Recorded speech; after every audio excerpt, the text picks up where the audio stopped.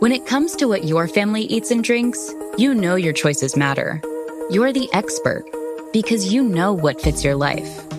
And getting it right starts with good information. That's why America's beverage companies are sharing more information about our ingredients at goodtoknowfacts.org. No spin, no judgments, just the facts straight from the experts for more than 140 beverage ingredients. Visit goodtoknowfacts.org. Living with schizophrenia isn't easy, especially when you're not getting relief from some of your symptoms.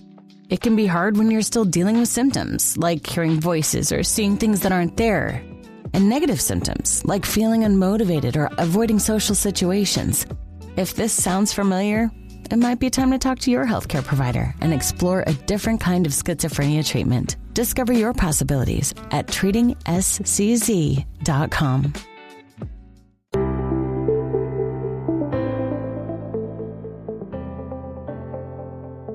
Hello and welcome to the Paddock and the Pavilion with me, your host, Stephen Wallis.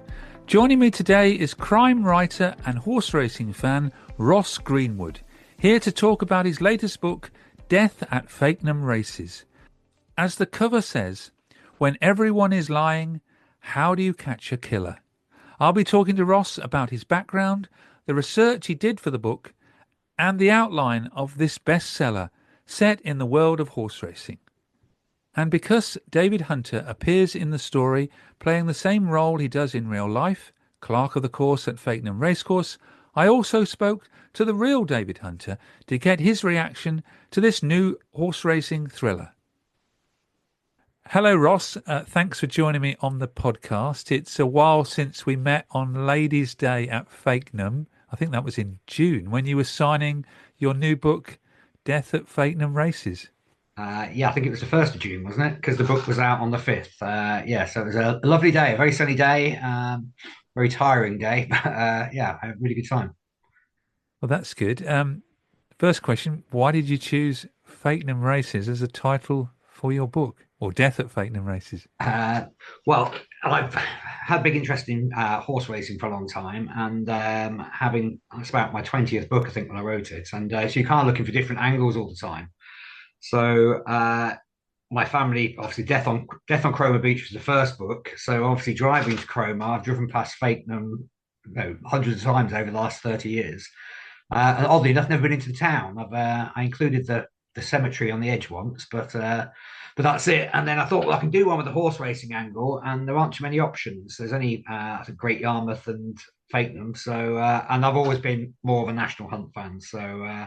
So that was it. I thought, well, I'll do Fakenham. I already knew it was a tight course. My parents had been, and that was it. And I thought, right, I'll just give it a go. And I had a wander around the town, and I got started writing it. You must love Norfolk then. Yes, my parents bought a chalet in Cromer about 30 years ago.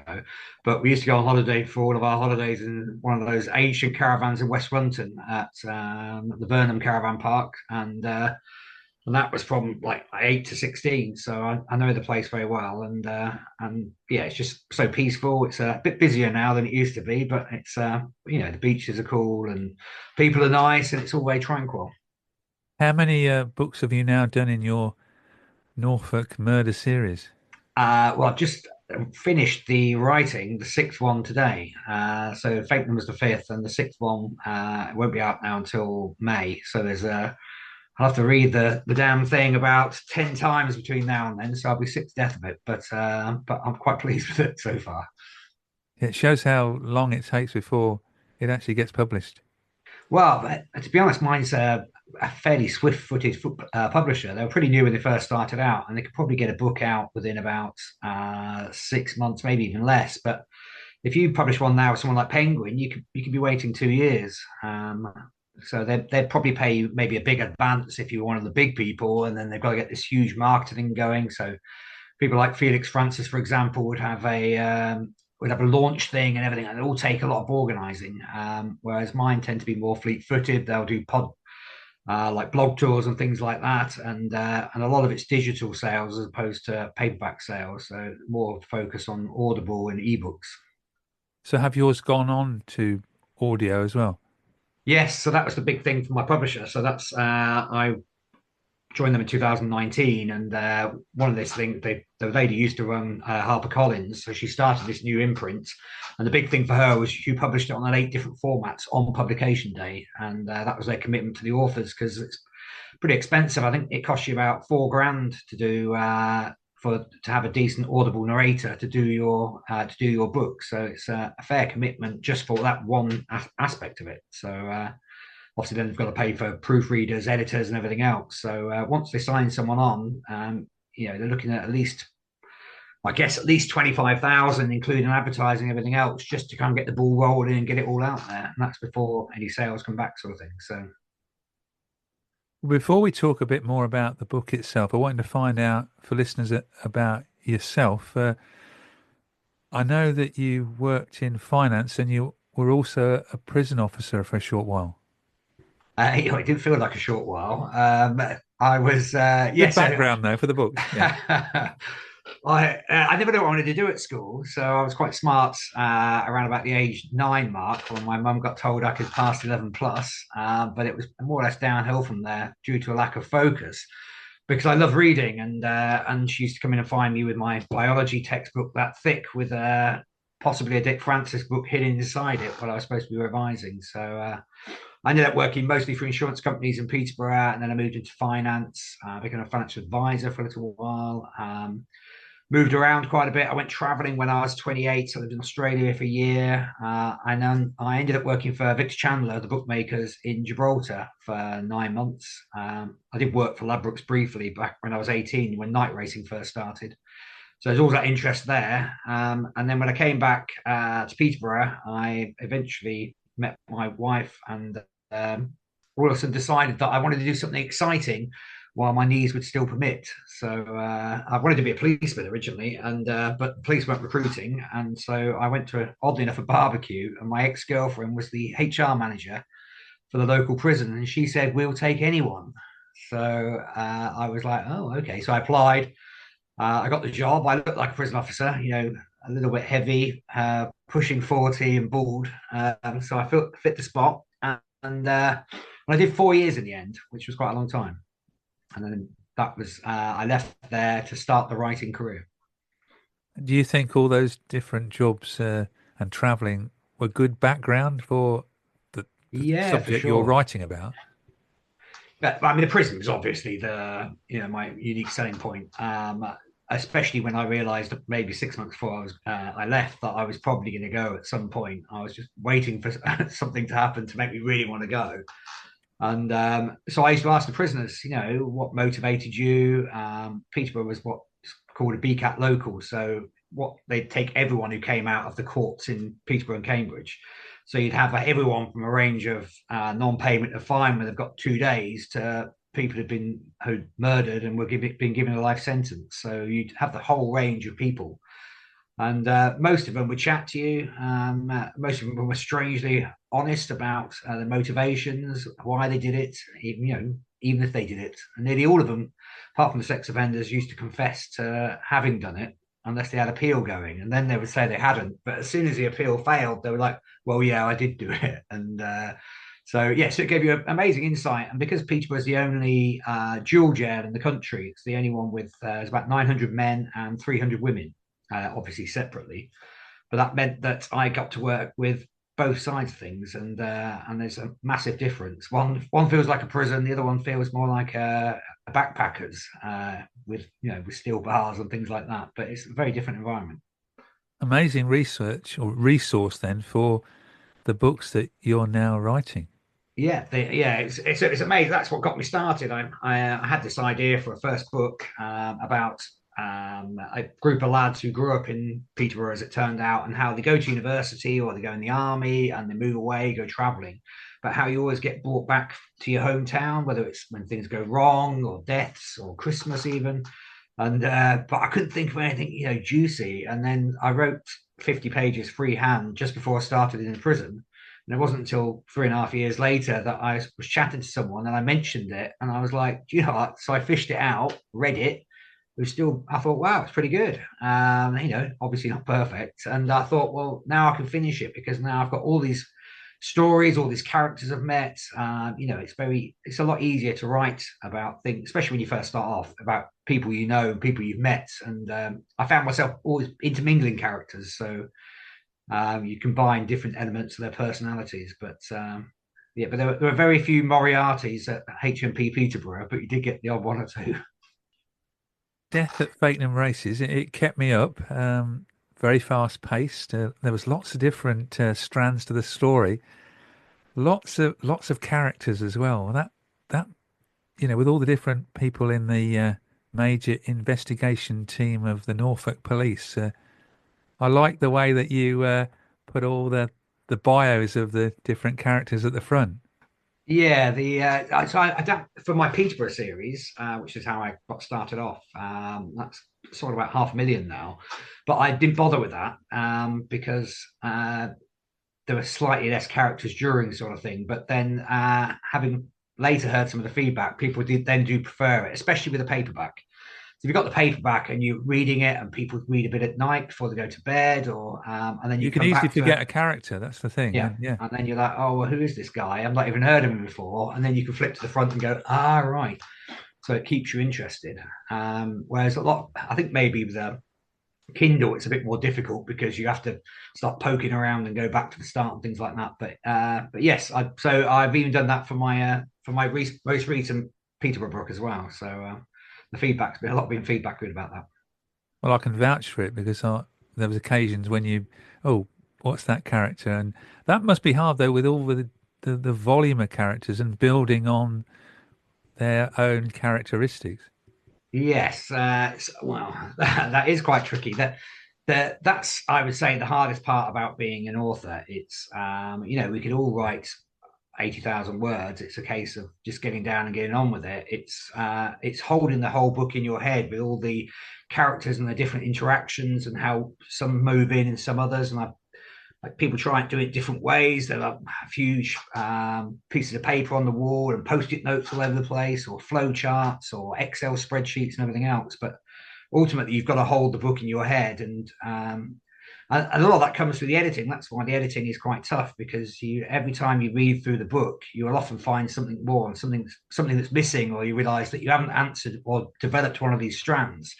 And you'll be sure that one of your readers, or loads of your readers, will go, actually, he brought such and such in, and I never found out what happened to him. What was the point? And then those are the people that often end up reviewing your books. So it's always hard to do that, but it's important to make sure that everything is developed and solved by the end of the book. Do you know the story when you start writing the book, or do you develop it as you go along? I generally do. So there's two elements. They call them plotters and pantsers. So plotters is someone who has all the book plotted out, start to finish, and the pantsers is people who fly by the seat of their pants. They have a general idea and they sit down, and they just write it and see where their brain takes them. So it's quite a different technique. But I've always done I know most people who read crime fiction, they want a good twist. They want to be surprised in the end of the book. They want to be on the tube looking around going, oh my God, that just happened. So I always plan that twist to start with. So I generally have an idea where I'm going with at least one twist. And usually as I'm writing it, you'll get at least one more decent twist as well that will just develop.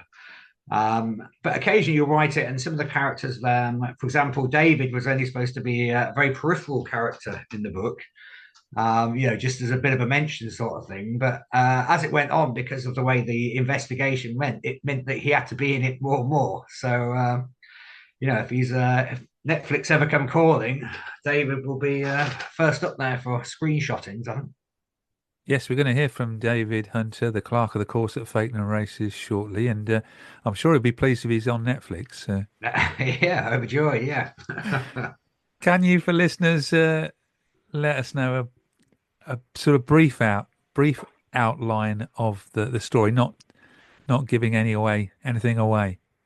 Yeah, sure. So there's obviously a team of detectives. They work out of Norwich, and Ashley's from Cromer. So the story starts with a couple of uniformed police, which are obviously not part of MIT, which is the major investigation teams. They only deal with serious crimes. And the uniforms get called to a snowy Fakenham Races, and then one of them gets knocked out, and there's a bit of drama. No one's quite sure what's going on, but it doesn't seem that serious. But it's very thick snow. But so there's an investigation because a policeman's been knocked out. But when the snow melts, they find a dead body, and obviously that sets off the investigation. And then the book goes through, I suppose, a lot of the racing world. So the suspects, people do enjoy a good whodunit. So with this, there's a lot of people who could have done it, and that stems from the jockeys to the bookmakers on the course. Then there's the trainers, then there's the owners, and then the trainer's wife, the owner's wife, and everything. So the idea is you keep rotating through and think, well, actually, it's going to be him, and then something will happen. It's going to be her, and everything else. So that really goes through. So there's scenes in the training yard, which I've been to. There's a couple of scenes at the race days at Fakenham Races themselves. So hopefully, I've got the atmosphere right. It's a really nice little race course, very friendly. It's very easy to get right up to very close to the last steeplechase fence. So it's a real spectacle there, and you can walk around the parade ring. So if you want a very immersive racing experience, it's very different from going to like a major track like Newmarket, where you're quite a bit away from the action, depending which paddock you're put into. But with this, you can literally go everywhere, all over, and get the full feeling. Well, let's hear from our guest on this podcast, Clerk of the Course at Fakenham Races, David Hunter, to hear what he thought about Death at Fakenham Races. David, how pleased were you and the racecourse to feature in Ross Greenwood's latest book, Death at Fakenham Races? Well, it took us all a bit by surprise. I had some time ago now, I had Ross rang me and said that he was planning to do this book, and could he come and have a chat with me? Could he come to Days Racing? I thought to begin with, which of my wise-cracking friends is trying to wind me up?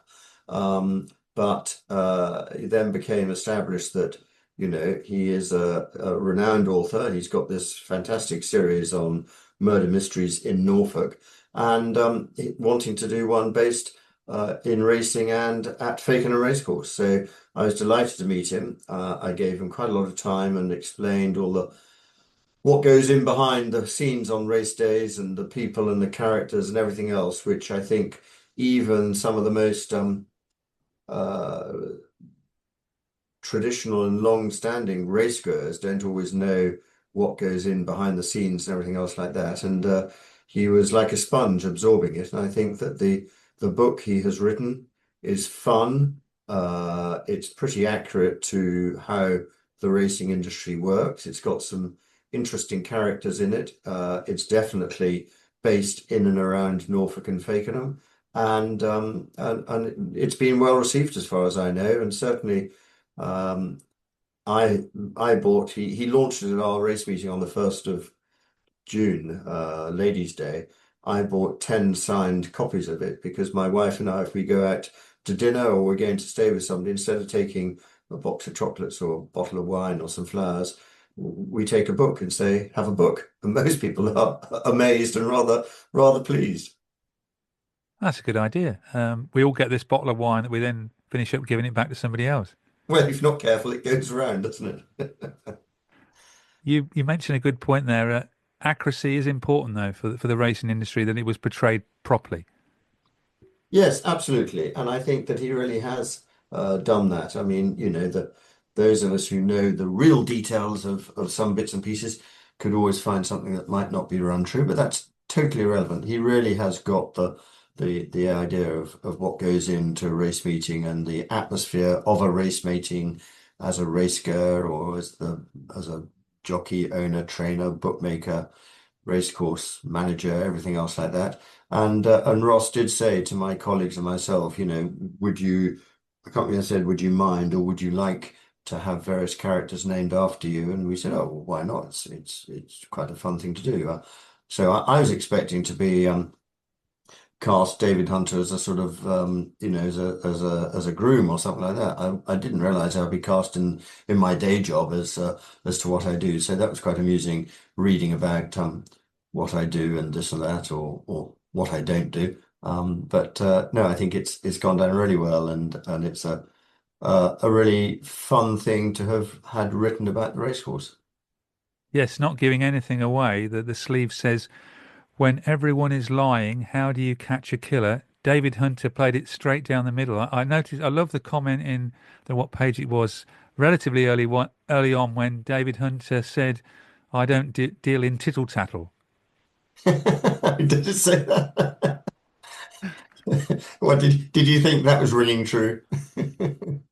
Well, you played it very straight down the line. Did the other members of staff, I'll mention them now, Stephen Hill, Sarah Mills, Amanda Hamilton, Vicky Harper, and Trudy Moulton, did they all like being part of the book? Oh, they thoroughly enjoyed being part of the book. Absolutely. And Ross very generously gave everybody a signed copy of the book from the 1st of June. And I know they've all enjoyed reading it. And I know some people some of my colleagues had read some of his previous books, and I no doubt will be looking forward to the next book in the Norfolk Murder Mystery series. Much better than a bottle of wine, Ross. Wow, yeah. But I suppose that depends whether it's a bottle of wine or a bottle of champagne. But yes, I'll say better than a bottle of wine. And looks like everyone at the racecourse liked the book and being part of the book. Yes, you always wonder whether people, because some people can be funny about things, and look to not get involved and stuff. But everyone had very much the right attitude, and a couple of the people who got involved, I think Stephen had just retired, and I think maybe Amanda was the other one who retired as well.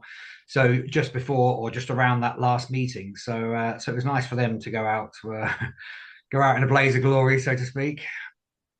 You also mention sites and places in the book. I've just written down a few here: the Blue Boar Inn at Great Ryborough, the Cromer Promenade, the Cool Roxy Bar at Fakenham Racecourse, and the Jetty Cafe at Cromer, and more that I'm sure you can tell me. Yeah, I always try and do that. So I did it a bit for the Peterborough series, but more for location with that. And then I realised after I'd started writing that maybe I've missed a bit of a trick.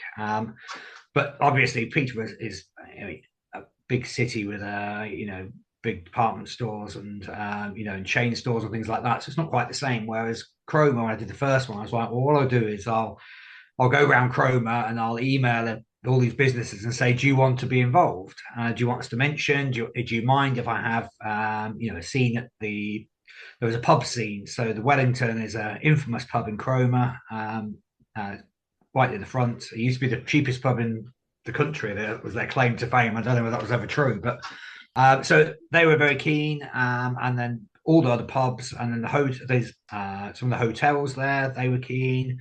Lots of cafes. Sadly, some of the cafes have. It's been 3 years now since it started. Some of the cafes have already been closed. There was a doggy diner which I really liked, where you could take your dog in, and I just drove past that a few weeks ago, and they're just converting it into flats. So that was all quite sad. But yeah, so that's all over everywhere I've been going.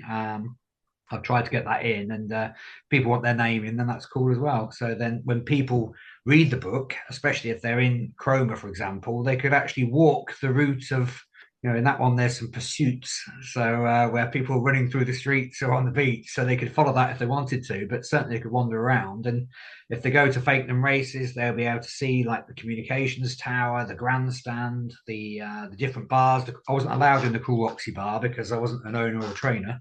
But I did press my nose up against the glass to make sure it was authentic. And they can go to the spot where I had the team watching the steeplechase races, where they do come over the last fence, and it's literally 2 or 3 meters away from you, and with the cheer of the crowd and everything else. So so they can really relive the experience, as long as they survive.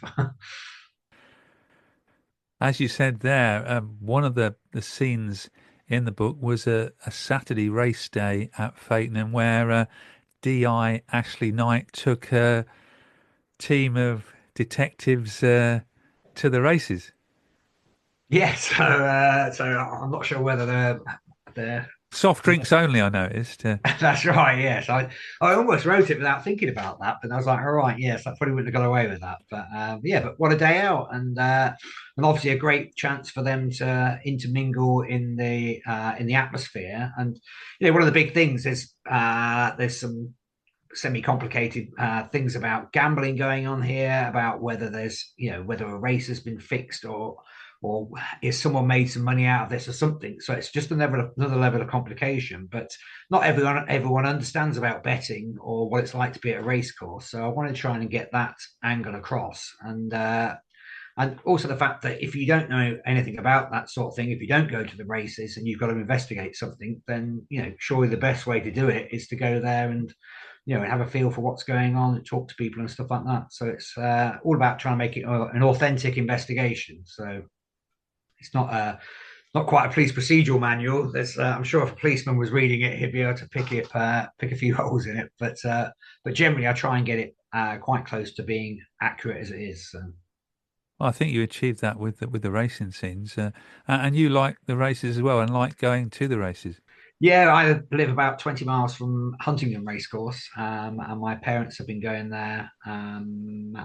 So ever since they met, so like 58 years ago now.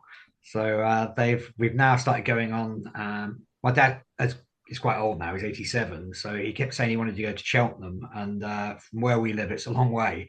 But then I found that Huntingdon do a Cheltenham Races Day where they have a Huntingdon Racecourse meeting, and then they have a big screen, and then they show all the Cheltenham races in between. So you get like 12, 13, 14 races like every 15 minutes. And then we sit in the restaurant there and we watch it. And it's about a third the price of going to Cheltenham. And it's only 20 minutes away. And so we have a great day there. And I've been to other bits and bobs, been to mostly national hunt races near us, and then a few like Ascot and Newmarket. And but really the national hunt is what I enjoy more than anything. And a day at Fakenham is, as you've already said, is quite homely, isn't it? Very friendly course. Yes, all the people are. You can park in the middle of the course if you want to and have a picnic, or you can, even when you can park close up. And it's not extortionate either. So you could the fish and chips was only about a tenner. You can wander around this if you want to spend a bit more money. You can actually eat in the restaurants there. There's a big grandstand, the Prince of Wales, which is new, and it was not massive amounts of money to actually have a 2-course meal in there during racing as well. So that's something we'll hopefully plan to do in the near future, kids permitting. Well, time now again to hear from Clerk of the Course at Fakenham Races, David Hunter, who's going to tell us what's coming up this season at Fakenham. Not giving anything away, David, but DI Ashley Knight and her team go racing at Fakenham in the book, and racing is back at Fakenham on Friday the 17th of October. Can you fill us in with the details? Yeah, so we've had a 4.5 month break since we last raced, and like everybody, we've had a pretty glorious and pretty hot summer, but I'm very pleased we weren't trying to jump race in that very hot weather. So all the course and the ground went completely brown, probably like everybody's lawns, and then thankfully we have had some rain that started sort of the beginning of September. So we really didn't need to irrigate in September. The grass came back green and lush and has been fantastically, the ground manicured and prepared by my colleagues, the ground staff team.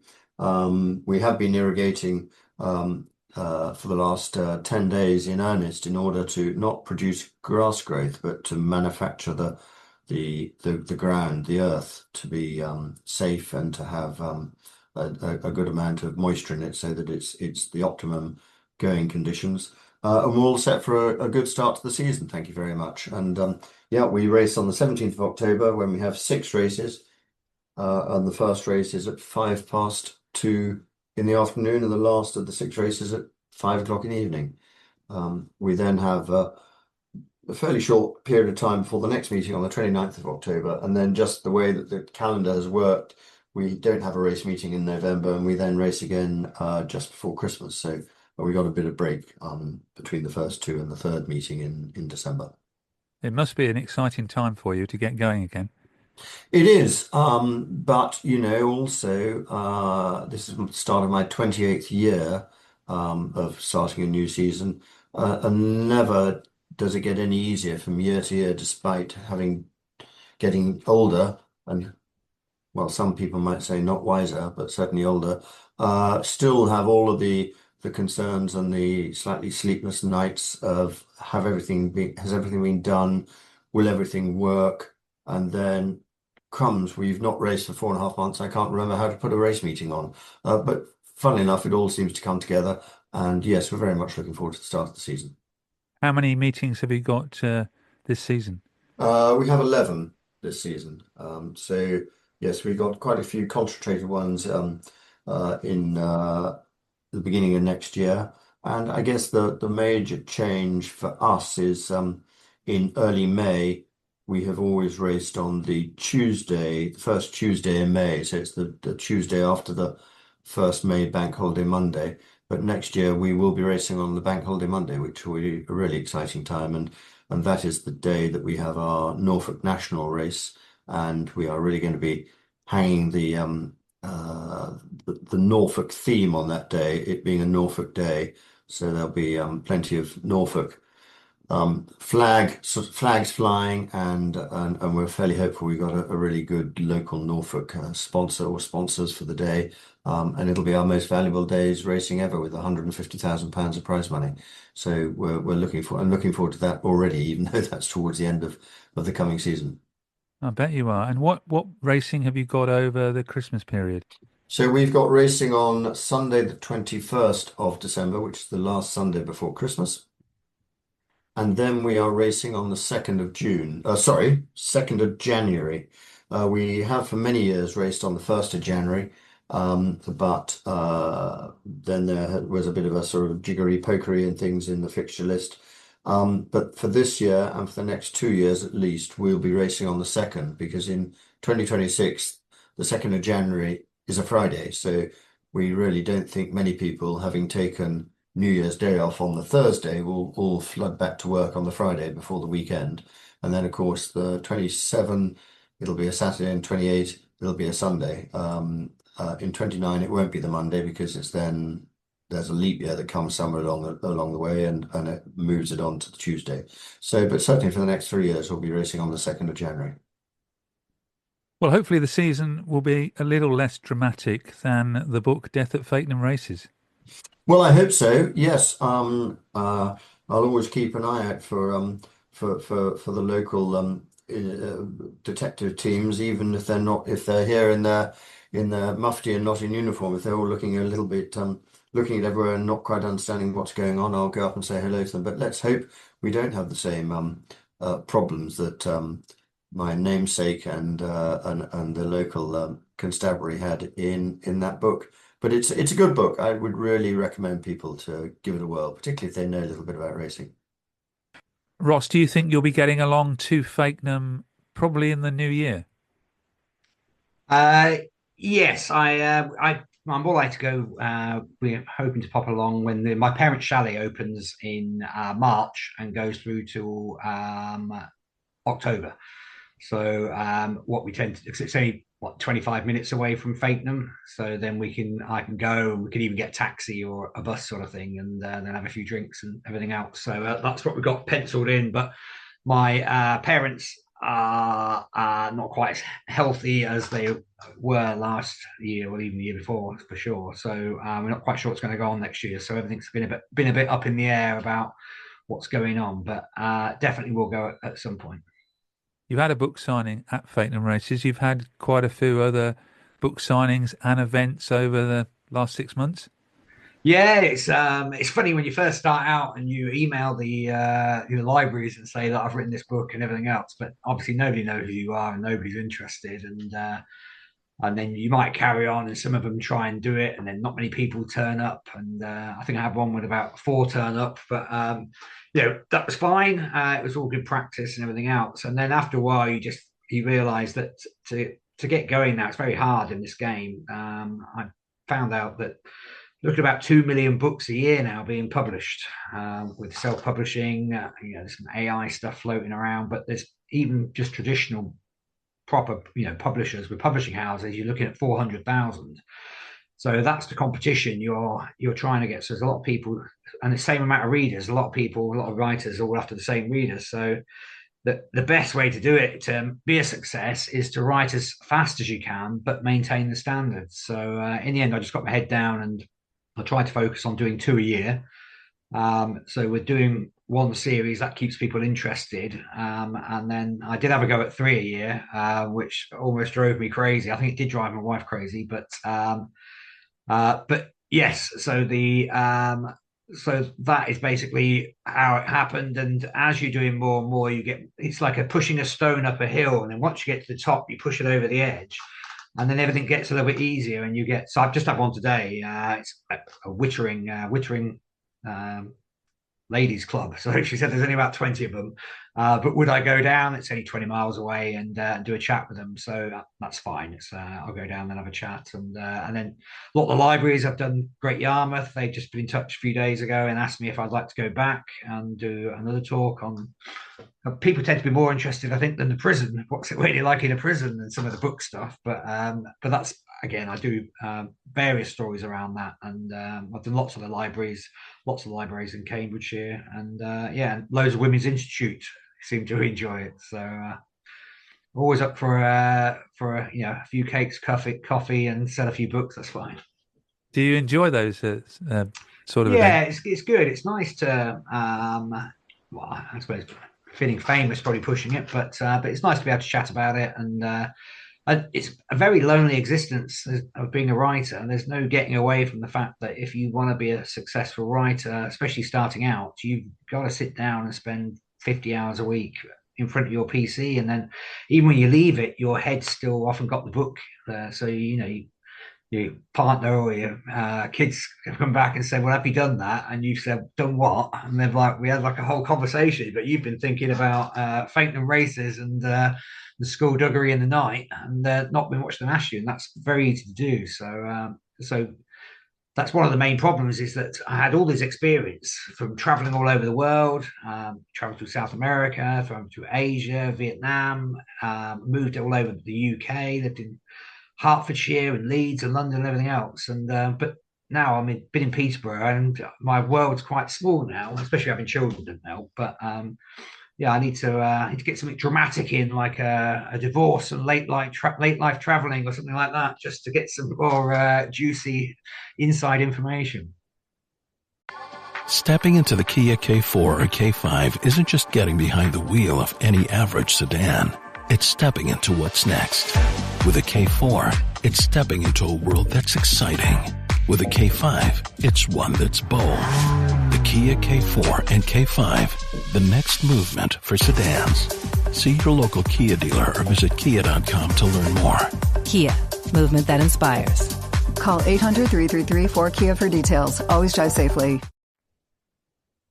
So do you write in chunks, like morning, afternoons, evenings, or type in chunks? Yeah, my kid's still fairly young. So my boy's just started senior school, so he's 11, and my daughter's 14. So just getting a bit of space. But my wife works part-time, so I've kind of been in charge for 2.5 days at the start of the week, and then I do a bit of writing then. But for all the books I now do is I often get up at 4 a.m. and have a coffee and just get started. Well, actually, usually 3:30 and get started at 4. And then between 4 and 7, when everyone's getting up and stuff, I can often do like 2,000 words. Each book is probably a minimum 80,000. So if you can get 40 days in, it's not quite as simple as that, but in effect, you can write a book in 2 months. So I tend to have 2 months being very full on, going to bed at 8 o'clock and stuff like that, and or having naps during the day, and that's the best time. Otherwise, I just crack on, and my wife's quite good about taking them out, and I have to pay for them to go to the cinema just to get them out of the house, or pay for them to go for a curry or something. But and then I sit here and have 4 hours peace. But that's again, that's what you have to do if you want to get it done, because there's no getting away from the fact that you've got to sit, in my case, in silence. I don't like any interruptions, and get on with it. You find it a fulfilling life, a lot different to being a prison officer or working in finance. Yes, the longer I worked, I worked for loads of different companies as well. So I think maybe a spot of flakiness in my career. But I found I enjoyed working for bigger organizations because obviously then there was more people and different possibilities and things like that. So obviously then the prison was madness. I can't imagine a tougher job than doing that when the first 6 months was absolutely hardcore. And then and then now you're kind of here and you're not seeing anyone at all, sort of thing. So we've got a dog, so I see a lot of the neighbours with their dogs, and having moved all over the world, how I ever ended up living back in Peterborough again, I don't know. But so my brother and sister are here. It's been very good for my mum and dad. Obviously, they're getting quite old now, and so spending time with them, which I never thought I had, and even though you can moan about having to sit here. Ultimately, if I wake up in the morning and I don't want to do anything, or I want to have a load of beer on a Sunday night, so I don't feel like doing anything on a Monday, then you can do that, and your holidays are your own. And I've been to all of my children's sports days. I've been to their reports and everything else. I was able to pick them up. Changed thousands of my son's incredibly nasty nappies, and so all that was enabled to do by the fact that you're not beholden to anyone else. And DI Ashley Knight lives on. Yes. So I've just finished the next one. The working title for that is Death on the Norfolk Express. So that's based in there's a train line between Norfolk, between Sheringham and Holt. So I've been on that. Yeah, I've been on that one. Yeah, it's very nice, isn't it? Yeah. So very, very traditional, Harry Potter-esque. And nice thing about it is no CCTV all over it, because that would ruin the 1960s vibe somewhat. So that's what writing modern crime stories is very, very hard now with advances in technology, because there's CCTV, ANPR, road cameras, ring doorbells, everything all over the place now, which makes it very hard to get away with things. Yeah, I've watched the series Hunted, and you watch that, and you can't go anywhere nowadays without being on camera. No, well, I've been a magistrate for the last 6 years, and sometimes we'll watch an image of someone who's been brought in, and they'll say, "No, that wasn't me," and then you've got picked up on the edge of town, coming all the way through, and there's like loads of cameras on them. You can see the full picture of the face and everything else. It's quite scary, really. You're listening to The Paddock and the Pavilion, probably the only podcast that covers both horse racing and cricket, with me, Stephen Wallis. If you'd like to find out more about Fakenham Racecourse, why not listen to episode 239, The Secret to Fakenham Racecourse, available on Apple Podcasts, Amazon Music, Spotify, or on our YouTube channel. Now let's return to my interview with Ross Greenwood. Before we go, I've got a final message from that man, David Hunter, clerk of the course at Fakenham Races, and this really will make you laugh with what he's got to say. Finally, David, a message for Ross Greenwood. Well, Ross, thank you for taking such time and trouble and doing such huge amount of research into the racing industry and Fakenham itself to produce what we all think is a really good, fun and enjoyable book. Pretty non-stop, pretty difficult to put down. I read it on holiday in Greece, and so best of luck with that book. And no doubt you'll continue the Norfolk Murder series. So perhaps there'll be death on the shooting field. There's a lot of game shooting that goes on in Norfolk. Perhaps that's an interesting area to put a next murder in, or death on the shrimping boat out of King's Lynn, or the big shrimping, or death on the wind farm off the. There are plenty of. If you need any thoughts on a new Norfolk scenario for the next book, you can always give me a buzz. I know you'll ignore me, but it'd be good to have a chat. You've got yourself an agent there, Ross.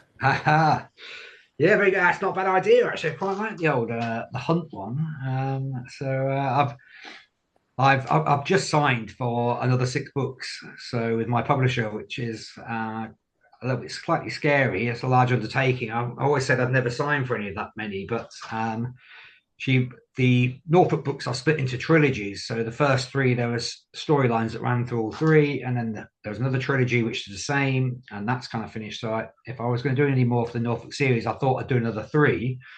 So that was 3. I've got an idea for one to do something different, maybe a bit fun, based in my travels in South America. Obviously murder again, but and then the Barton series is which is set Peter was still alive and kicking. So he's a very popular character. He's a big, larger than life character who's a family man and happy with his life. So it's quite different from most of the haunted cops we tend to have with terrible backstories. So I've just finishing. I've got one called The Book Club Killer out in November in that series, and there'll be another couple with that. So, but then I'm always looking for locations. So I'm probably going to have a little few days in Wales next to the sea on at the start of the year, and maybe knock a few people off there. So I might be able to get involved with the crab boat or something off there, or shrimping boats, and then. Yes, I'm not sure what to do, and I've got to find 2 locations, and eventually start to run out. And so yeah, maybe a hunt thing with the old shotguns going would be a good idea. Yeah, well, David Hunter will be wanting some rights here for all these Yes, ideas, I'll won't he? have to change that somewhat and say that he was not involved. But that's fine. No, he was. To be very fair to David, he was incredibly helpful. I'd actually written 20,000 words of the book, and I thought, well, actually, it'd be rather decent of me to get in touch just in case he really didn't want me to do it or something.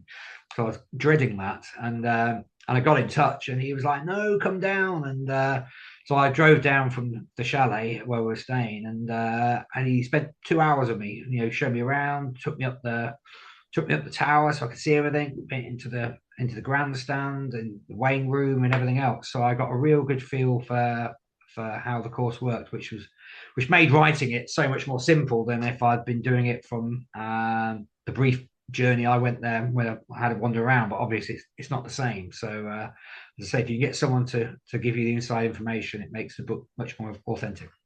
Well, no one knows Fakenham Racecourse like David Hunter. I think he's been there 28 years, I think. Yeah, it's a crazy amount of time. But I wandered around a bit with him, and then I spent a bit of time with him on the race day and everything else. What him and Trudy do with their team on a race day, if you think there's not that many of them, is absolutely monumental. He's literally got hundreds of plates spinning, and everything moves so smoothly. But it's there's a lot of stuff going on in the background, so he does an incredible job. Plus, he's very highly regarded in the national hunt racing scene. Yes, well, exactly. So I think he's probably a big pivotal for their success, because Fakenham is a little bit out in the middle of nowhere. So for them to get people to go to the track and and the shops and the stores that go there and everything else, so his reputation and the fact they know it's going to be an organised and an efficient day for them as well makes a big difference. Where can we get Death at Fakenham Races? So unfortunately, Amazon, the beast, is the main place for you to get it. You can get all my books on there. Gerald's in Cromer. They have got all of the Norfolk series, so all 5, and they'll have the new one when it comes out in May. Gerald's at Norwich, actually, unfortunately, just shut their book department, haven't they? So, which is a shame. So I think all my stock went to Cromer, so there's a fair few there. But the bookshop in Hunstanton, and there's the bookshop in Holt. They have copies as well. And then Waterstones, some of them have it. Some of the works might have the odd one, but the easiest way to do it is either drop down to Gerald's or Holt, or pick it up on Amazon. If you are desperate to get a signed copy, you can always get in touch with me on Facebook or Insta or something like that. Thank you very much, Ross, for joining me on the Paddock and the Pavilion to talk about your latest released book, Death at Fakenham Races. I can see how busy you are, and the best of luck with the book. Excellent. Thanks for having me on.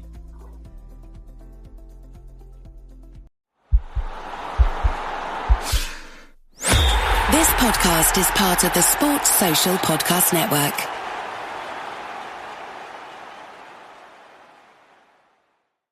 Everyday Virginians are facing real challenges, like sky-high prescription drug prices and the lack of paid leave when it matters most. And this election season, AARP is determined to make sure these issues are front and center. Want to stay informed? Sign up for text alerts to get involved. Text JOIN VA to 22777. That's JOIN VA to 22777. Paid for by AARP.